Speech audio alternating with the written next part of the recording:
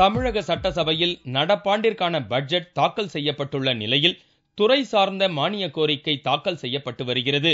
புதிய சட்டசபை வளாகத்தில் எம்எல்ஏக்களுக்கு அடிப்படை வசதிகள் சரியாக இல்லை என்றும் ஈ மற்றும் கொசு தொல்லைக்கு மத்தியில் சட்டசபை நடப்பதாகவும் பாமக எம்எல்ஏக்கள் தெரிவித்தனர்.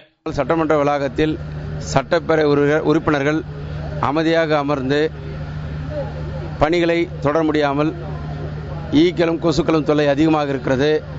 கழிவறைகளும் சரியாக இல்லாமல் தத்தளிக்க வேண்டிய நிலையில் இருந்து கொண்டிருக்கிறோம். எனவே உடனடியாக இதில் சிறப்பு கவனம் எடுத்து சட்டப்பேரவை உறுப்பினர்கள் தங்கள் பணிகளை எந்த தங்குதடையின்றி அவையில் பணியாற்றுவதற்கு ஏற்பாடு செய்ய அரசை கேட்டுக்கொள்கிறேன். தமிழகத்தில் நிலவி வரும் குடிநீர் பற்றாக்குறையை போக்க 10 மாவட்டங்களுக்கு 18 கோடி ரூபாய் பேரிடர் நிவாரண நிதியாக ஒதுக்கி இருப்பது போதாது என்று இடதுசாரிகள் தெரிவித்துள்ளன.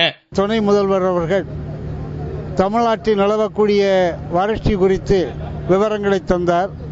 அதற்காக மாவட்டத்துக்கு 2 கோடி என்று முதலில் ஒரு 8 மாவட்டத்திற்கும் பிறகு ஒரு 2 மாவட்டத்திற்கும் அறிவித்திருக்கிறார்கள். இந்த அறிவிப்புக்கு முதலில் நான் நன்றி தெரிவிக்கிறேன். ஆனால் இருக்கக்கூடிய வறட்சிக்கும் ஒதுக்கப்பட்டிருக்கிற நிதிக்கும் பெரிய இடைவெளி இருக்கிறது என்று நான் கருதுகிறேன். யானை பசிக்கு சோளப்பொறி என்று சொல்லுவார்கள்.